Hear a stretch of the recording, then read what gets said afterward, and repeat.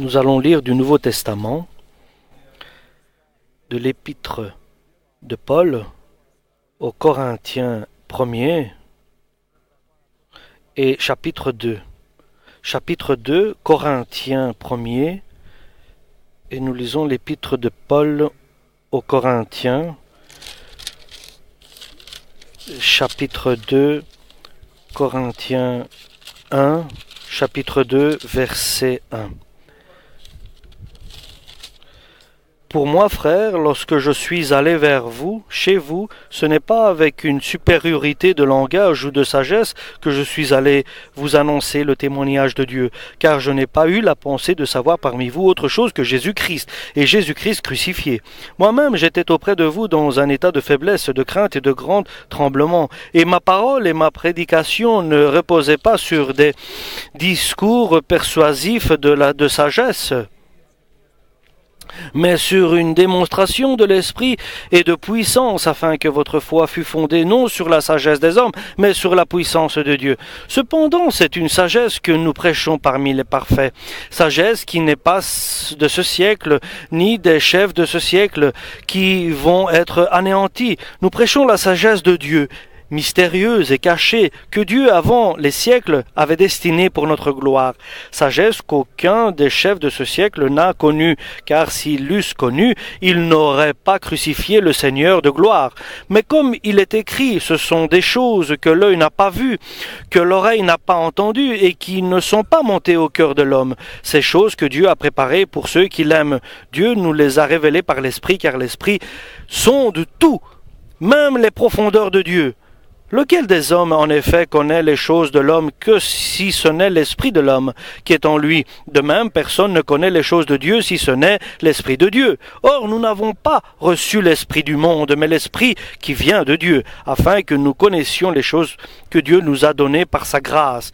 Et nous en parlons avec des discours qu'enseigne la sagesse humaine, mais avec ceux qu'enseigne le Saint-Esprit, employant un langage spirituel pour les choses spirituelles. Mais l'homme naturel ne reçoit pas ces messages des choses de l'Esprit de Dieu, car elles sont une folie pour lui. Il ne peut les connaître parce que c'est spirituellement qu'on en juge. L'homme spirituel, au contraire, juge de tout.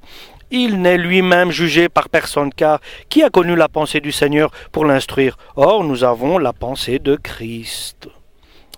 Pour moi, frère, chapitre 3 donc. Pour moi, frère, ce n'est pas comme à des hommes spirituels que j'ai pu vous parler, mais comme à des hommes charnels, comme à des enfants en Christ. Je vous ai donné du lait, non de la nourriture solide, car vous ne pouviez pas la supporter. Et vous ne pouvez pas, même à présent, la supporter, car vous êtes encore charnels. En effet, puisque il y a parmi vous des jalousies et des disputes, n'êtes-vous pas charnels et ne marchez-vous pas selon l'homme? Quand l'un dit « moi je suis de Paul » et l'autre « moi d'Apollo », n'êtes-vous pas des hommes? Qu'est-ce que donc Apollo et qu'est-ce que Paul? Des serviteurs, par le moyen desquels vous avez cru, selon que le Seigneur l'a donné à chacun. J'ai planté, Apollos a arrosé, mais Dieu a fait croître, en sorte que c'est pas celui qui plante et que celui qui fait quelque chose, mais ni celui qui arrose, mais c'est celui qui fait croître. Celui qui plante et celui qui arrose sont égaux, et chacun recevra sa propre récompense selon son travail. Car nous sommes ouvriers avec Dieu. Vous êtes le champ de Dieu, l'édifice de Dieu. Selon la grâce de Dieu qui m'a été donnée, j'ai posé le fondement comme un sage architecte, et un autre a bâti dessus, mais que chacun prenne garde à la manière dont il bâtit dessus, car personne ne peut poser un autre fondement que celui qui a été posé, savoir Jésus-Christ. Or, si quelqu'un bâtit sur ce fondement avec de l'or, de l'argent, des pierres précieuses, du bois, du foin, du chaume, l'œuvre de chacun sera manifestée, car le jour le fera connaître, parce qu'elle se révélera dans le feu, et le feu éprouvera ce qu'est l'œuvre de chacun. Si l'œuvre bâtie par quelqu'un sur le fondement subsiste, il recevra une récompense. Amen. L'apôtre Paul, envoyé et dirigé par le Saint-Esprit, il est dans une mission, il est passer par Philippe, par Thessalonique, par Véria, par Athènes, mais l'Esprit Saint lui demande de passer à Corinthe. Les voyages ne sont pas faciles pour Paul, il ne sait pas à quoi il sera confronté, et lui, Paul, avec quelques frères, 2, 3 frères, il va dans des endroits difficiles qui sont habités par des peuples qui sont idolâtres et dont la vie est le péché. Nous savons qu'à Corinthe, le péché était au sommet. Il y avait beaucoup de péchés. Ils ne connaissaient pas grand-chose du Dieu vivant. Ils vivaient, ceux qui étaient à Corinthe, dans un esprit de ce monde, où nous savons que le prince de ce monde est le diable. Et ce diable haït Paul, qui est un enfant de Dieu, que Dieu a envoyé pour son œuvre. Donc, nous savons, Dieu sait où il envoie Paul, son messager, et Paul, l'apôtre Paul, a décidé d'aller à Éphèse, en Asie, mais l'Esprit Saint l'a empêché et lui a dit, Dieu n'avait pas prévu pour qu'il aille en Asie, mais Dieu avait préparé pour la Grèce, avait prévu un salut pour la Grèce. Et il est allé donc à Thessalonique, il est allé à Athènes, et puis il est arrivé à Corinthe, au Péloponnèse. Et là, il sait très bien qu'à Corinthe, il y a l'esprit du monde, il y a des difficultés, mais il est certain que Dieu a tout préparé. Il a préparé des personnes qui vont le chercher, qui vont faire appel à lui, et il sait ce qu'il doit faire. Et ici, Paul, il sait qu'il ne doit pas se rendre à Corinthe avec une sagesse de ce monde, avec un discours persuasif de sagesse, et parce qu'il sait que les résultats ne seront pas comme il faut. Mais il doit aller avec une sagesse, avec une simplicité. Avec une grande simplicité, il doit se rendre vis-à-vis des Corinthiens. Il sait très bien ce qu'il doit faire. En ayant l'Esprit de Dieu, il sait et il a décidé en lui-même, il a pris la décision de ne rien connaître Dieu que Jésus-Christ et un Jésus-Christ crucifié, selon qu'il a pris la décision qu'il soit mort sur la croix pour le monde et que le monde soit mort sur la croix pour lui. Il a la connaissance, comment il doit marcher, avancer avec humilité, avec grande foi et une obéissance à Dieu, pour donner l'occasion à Dieu d'accomplir le projet qui est déjà préparé de la part de Dieu. Et on sait qu'en lui, il y a la crainte, il y a la peur et la faiblesse du lendemain.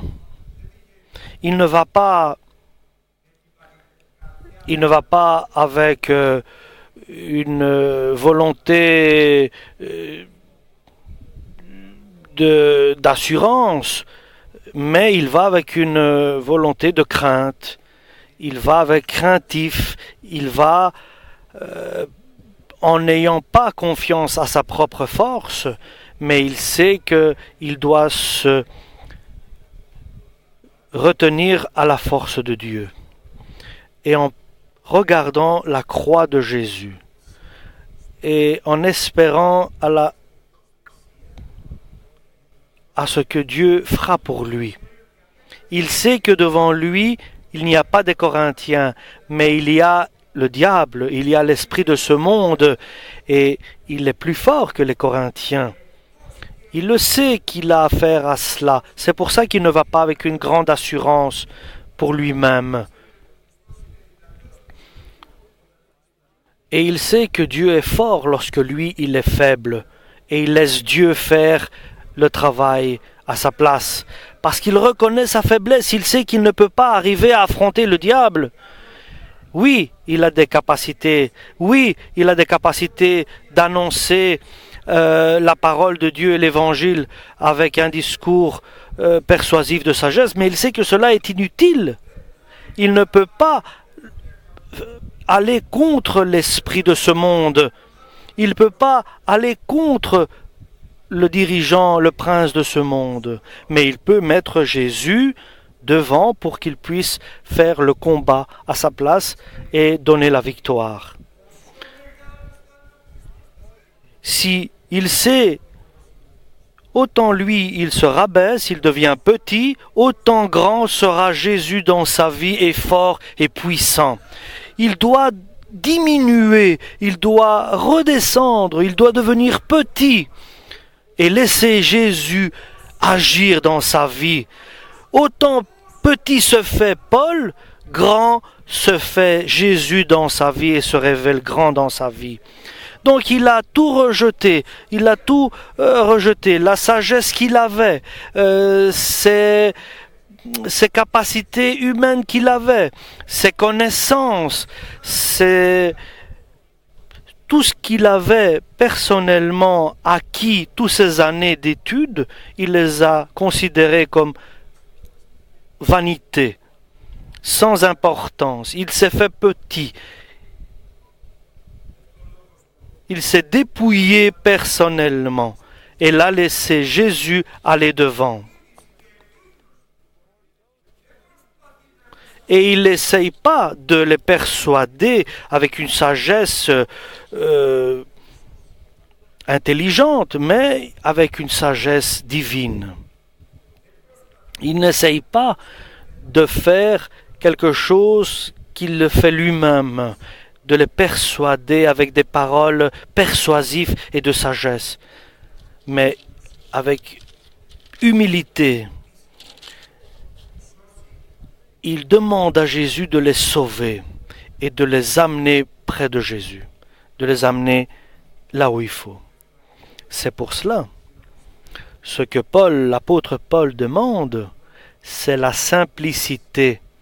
Et dans la simplicité, dans son humilité, Dieu va révéler sa force et sa puissance, parce qu'il désire ne pas être lui,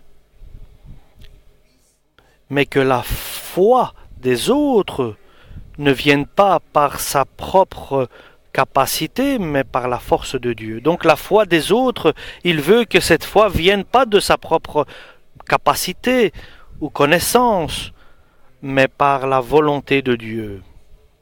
Parce que sinon il n'y a pas de salut si lui-même il arrive à persuader les autres.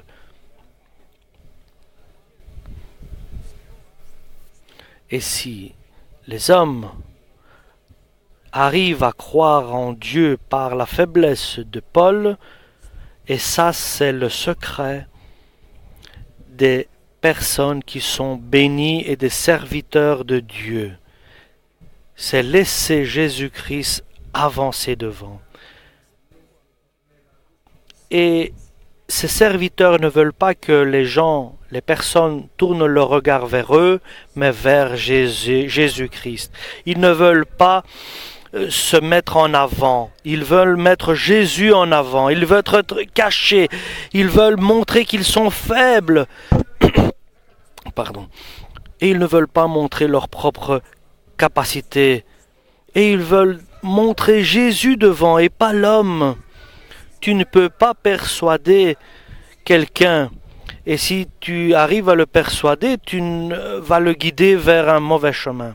Mais guider l'homme vers Jésus, par ton humilité, par ton rabaissement, et que eux voient Jésus et pas Paul l'apôtre. Et Paul prie pour eux. Et il aime ce peuple de Corinthe. Et il sait très bien ce qu'il dit. Ce n'est pas des paroles sages de sagesse de ce monde, mais il sait que ce qu'il dit aux Corinthiens, c'est une sagesse de Dieu, c'est une sagesse divine. Et après, dans une autre épître, il dit: j'ai peur que le diable vous trompe et que vous tombiez de la simplicité que vous êtes en Jésus-Christ et que vous perdiez tout. Et Paul, l'apôtre, sait bien que le diable va tout faire pour les faire tomber, pour faire perdre leur foi en Jésus-Christ. Et il ne veut pas être confronté au diable, il sait qu'il ne peut pas vaincre le diable. Et il ne veut pas non plus persuader les hommes à croire à ses paroles, mais il veut persuader les hommes à ce qu'ils ont leur foi à Jésus-Christ. Toi, Jésus-Christ, fais le combat pour moi. Toi, fais ce qu'il faut pour les sauver. Parce qu'il sait très bien que ce que connaît Paul et la sagesse qu'il a, celle scientifique, ce n'est pas celle qui sauve, mais la sagesse de Dieu est celle qui sauve. La sagesse de Dieu est celle qui a été révélée par Dieu. Et tout cela a été préparé par Dieu, parce que Dieu aime Paul. Parce que Paul n'a pas l'esprit du monde. Il a changé. Ni dans l'Église, ni en dehors de l'Église, il a l'esprit de Dieu. Et autant que Paul, l'apôtre, reste dans ce dépouillement de sa personne et de ses connaissances, et il reste dans l'obéissance en Dieu, Dieu est avec lui, et Dieu va être glorifié dans sa vie, et il aura beaucoup plus de résultats. Et il va bénéficier de la présence de Dieu dans sa vie. Il sait très bien que Dieu est celui qui va lui donner beaucoup de résultats. Et je peux dire que tu n'es pas capable, frères et sœurs, que tu as la capacité de persuader qui que ce soit pour qu'il soit sauvé. Nous devons être certains que nous ne sommes pas capables de persuader personne de venir en Jésus-Christ. Nous devons le reconnaître et glorifier Dieu, parce que nous ne pouvons pas persuader personne à venir vers Jésus-Christ. Qu'il y a Jésus-Christ qui est notre Seigneur, qui est celui qui peut persuader les autres à venir vers lui. Ça, c'est notre foi. Ça, c'est notre foi. Mais nous ne pouvons rien faire, et personne des êtres humains ne peut persuader personne à aller vers Jésus. Et d'où nous savons tout cela? Et tout cela est contraire à la sagesse humaine. Et tout cela, nous savons, est contraire à la sagesse de ce monde, parce que tout le monde prêche avec des connaissances scientifiques et avec des connaissances d'une sagesse de ce monde. Mais nous savons que nous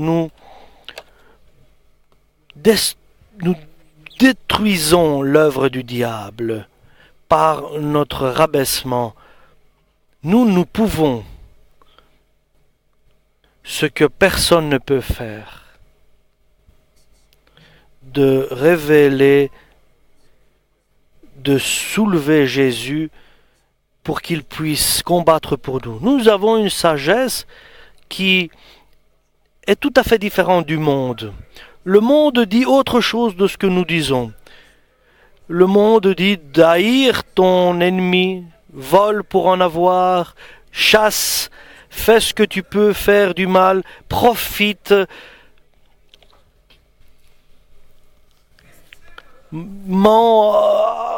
deviens rusé, ne sois pas idiot.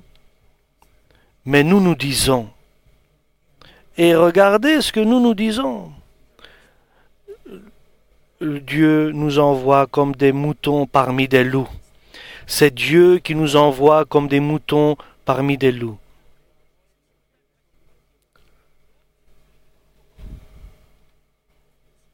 Et cette sagesse-là, ce n'est pas l'homme qui nous l'a enseignée, ni les sages de ce monde. Et cela nous a été enseigné par l'Esprit de Dieu. Dieu nous révèle par son Esprit les fonds de Dieu.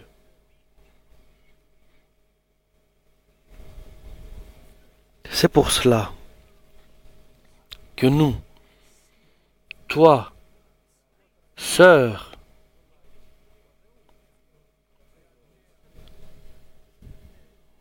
nous n'avons pas reçu l'esprit de ce monde, l'esprit d'Issaf. Nous n'avons pas reçu cet esprit-là.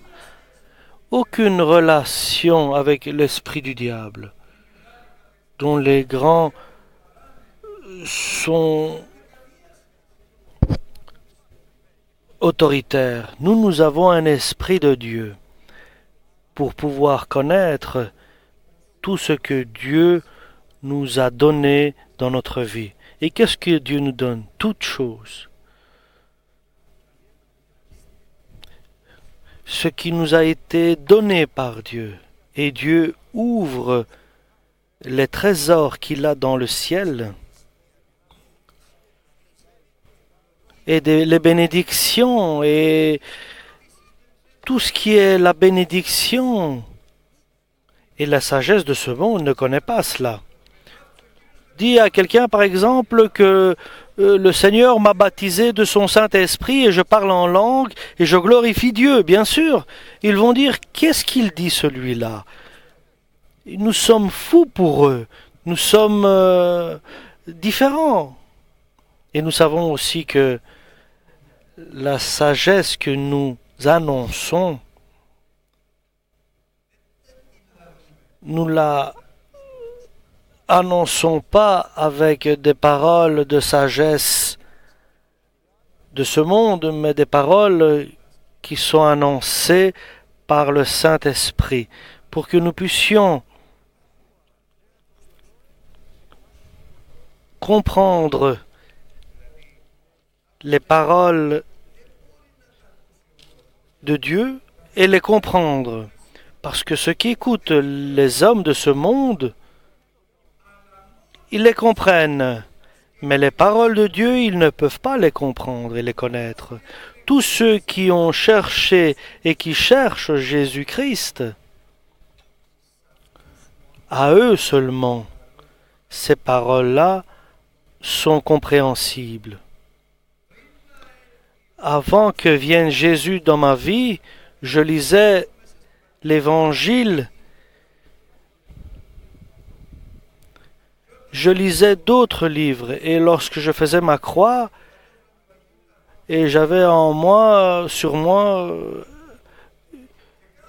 une pièce d'un saint. Et avant de partir, je buvais une eau soi-disant bénite. Et moi, je faisais des choses de ce monde. Parce que je croyais que toutes ces choses-là étaient justes. Mais Dieu me voyant, il m'aimait, mais il attendait que le moment vienne et qu'il me révèle son Fils Jésus-Christ et que j'abandonne tout ce que je faisais. Il m'a donné ce livre-là. C'est la vie. C'est le livre qui m'a donné la vie. C'est pas un livre historique avec une histoire, mais c'est un livre de vie. C'était un livre de vie, mais pour moi, il était un livre mort. Lorsque Jésus est venu dans ma vie, ce livre a pris vie, a pris forme, parce que l'Esprit Saint a commencé à m'enseigner, comme nous tous, que nous sommes des enfants de Dieu. C'est ainsi donc, chers frères et sœurs. Ce qui est important, ce n'est pas d'annoncer et de prêcher, mais de demander à Jésus de préparer les hommes, de les établir spirituels pour que nous puissions expliquer ce qui est spirituel et qu'ils puissent les comprendre. Si le Christ ne prépare pas le chemin, si le Seigneur ne protège pas la maison, inutilement elle est protégée par les hommes. Si le Seigneur n'édifie pas la maison, inutilement édifie les hommes. Si Dieu n'avance pas devant et de préparer toutes choses, autant que nous nous efforcions, le résultat est néant.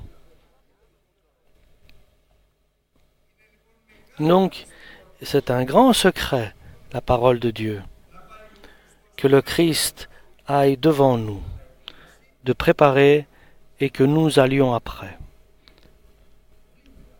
C'est un grand secret.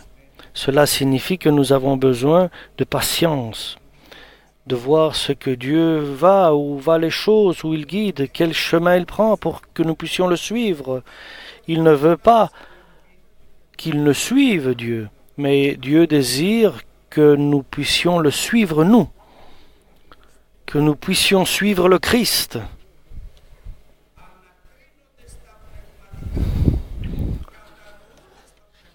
En lisant l'Évangile, nous comprenons le spirituel, parce que celui qui est spirituel, il comprend tout. Mais lui, il est incompréhensible de personne. Parce que le grand secret, il n'y a pas de personne qui connaît l'Esprit de Dieu. Et ça, c'est la faute que nous faisons, nous les chrétiens. Nous essayons de l'enseigner, de lui dire ce qu'il doit faire. Nous prions, fais ceci, fais cela. Et ainsi je veux. Et demandez, vous recevrez. Faites ce que vous... Et rien ne se fait. Parce que Dieu ne veut pas faire ce que nous lui demandons, mais il veut que nous fassions ce que lui nous demande. Je ne vais pas dire à mes enfants ce qu'ils doivent faire pour aller bien, mais je veux qu'ils disent à mes enfants ce qu'ils doivent faire pour qu'ils aillent bien. Ce n'est pas à moi de les enseigner et de leur donner des conseils, mais de demander à Jésus qu'il prépare toutes choses. Amen. Le message est que il a tout préparé aujourd'hui. Mais nous devons marcher, avancer dans ce que Dieu a préparé. Et je le répète, dans notre vie, il a un projet et il a tout préparé. Sa prévoyance connaît tout et tout ce qu'il a préparé. Mais moi, quel chemin je prépare?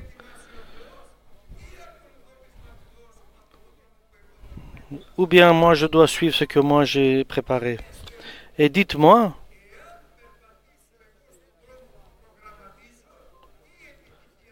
si moi j'avance selon ma volonté, quel sera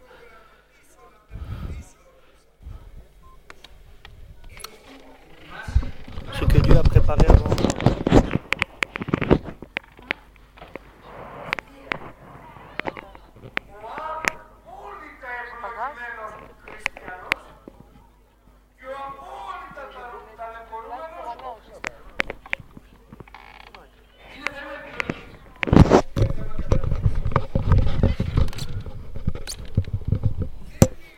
Nous ne sommes pas venus par des mots,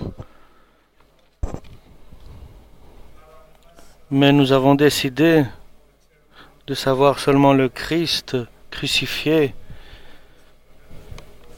et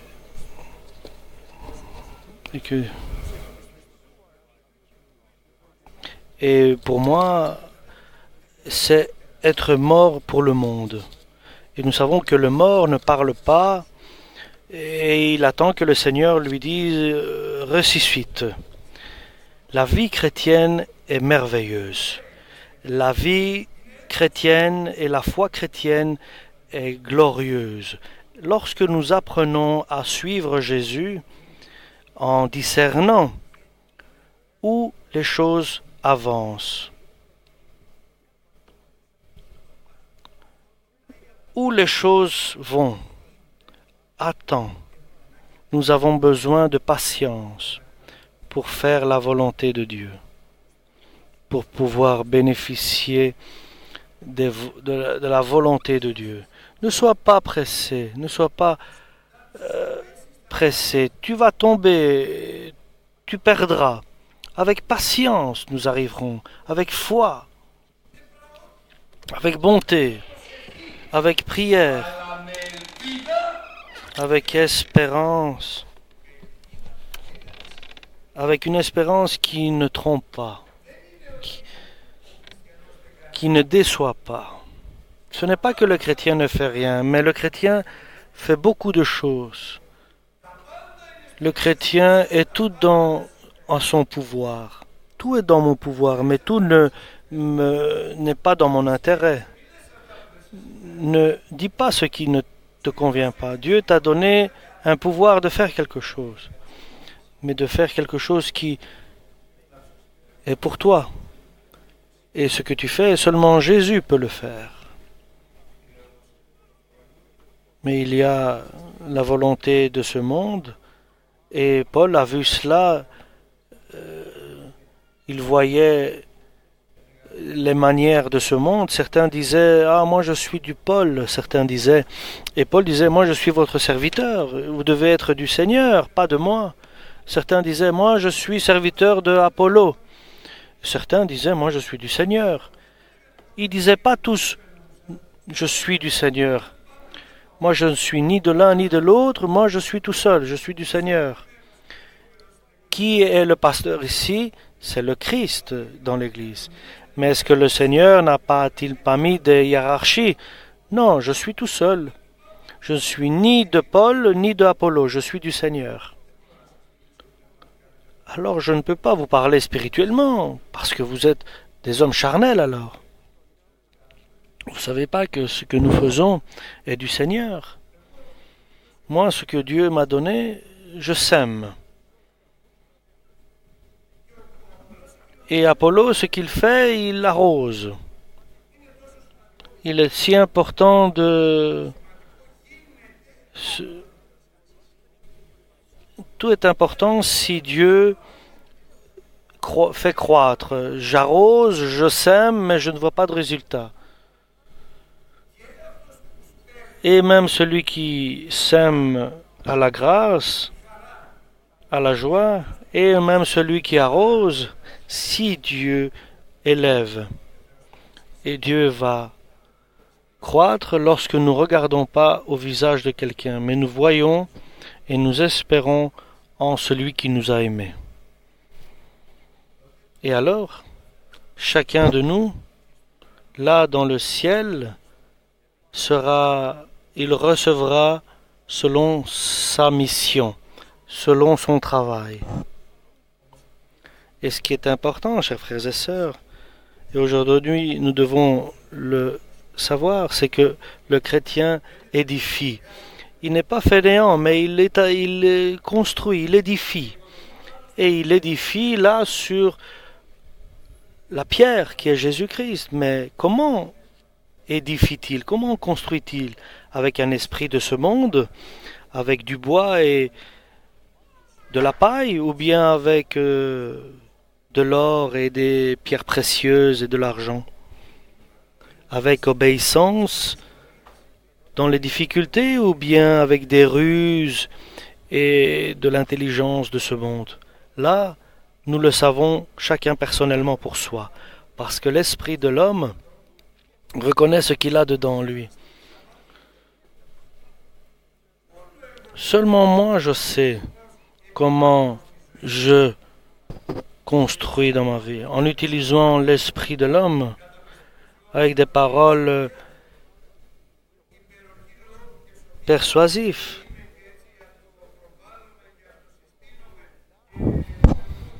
et je considère que moi je suis meilleur que lui.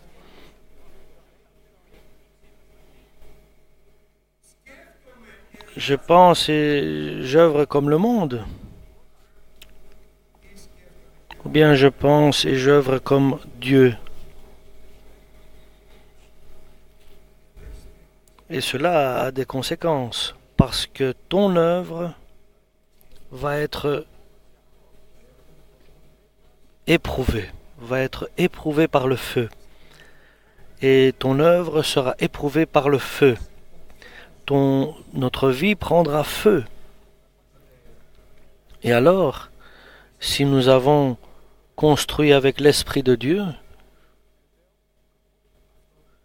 et ce que nous avons construit, sera le seul qui va rester. Mais tout le reste, tout sera détruit. Ton œuvre va rester. Je le redis, parce que cette parole est consolatrice aujourd'hui. Si tu construis et tu édifies par Dieu, n'aie pas peur, et que toi tu construis quelque chose d'humble. Tout va être brûlé, tout va être passé par le feu. Celui qui construit par Dieu, ou bien sa vie, quoi que soit ton œuvre, si tu construis avec l'esprit du monde, et ton œuvre, il ne restera rien de ton œuvre. Tu travailles dans ton œuvre, où tu travailles? Tu travailles pour qui? Pour tes enfants, pour ton travail, pour l'église? Où tu travailles? Où tu édifies? Où tu construis? Le feu viendra. Et la seule œuvre qui va rester est celle qui est construite par l'Esprit de Dieu, avec la sagesse divine, la sagesse qui était cachée et que Dieu nous a révélée par son Saint-Esprit, parce qu'il nous a aimés. Comment édifies-tu, construis-tu? Comment vis-tu? Comment agis-tu? Le feu viendra mettre à l'épreuve tes actes et ta construction. Maintenant, nous devons construire avec du matériel qui ne pourra pas brûler, qui ne pourront pas être brûlés. Parce que Dieu, une fois encore, il va encore secouer la terre. Et ce qui n'est pas stable vont tomber et va être révélé ce qui est ferme et stable. Comment édifies-tu? Comment construis-tu? Aujourd'hui, nous allons demander de la sagesse, de la compréhension, d'apprendre.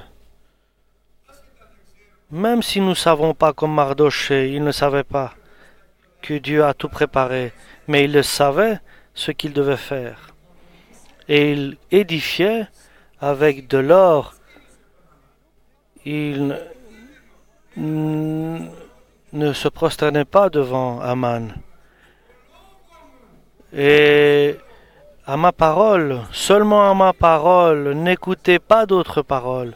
Non seulement à celui qui construit, il va rester là. Celui qui construit avec ma parole, avec amour, mais seulement à la parole de Dieu, sans ajouter, sans retrancher. Ce que l'Esprit Saint enseigne. Et si nous n'avons pas compris,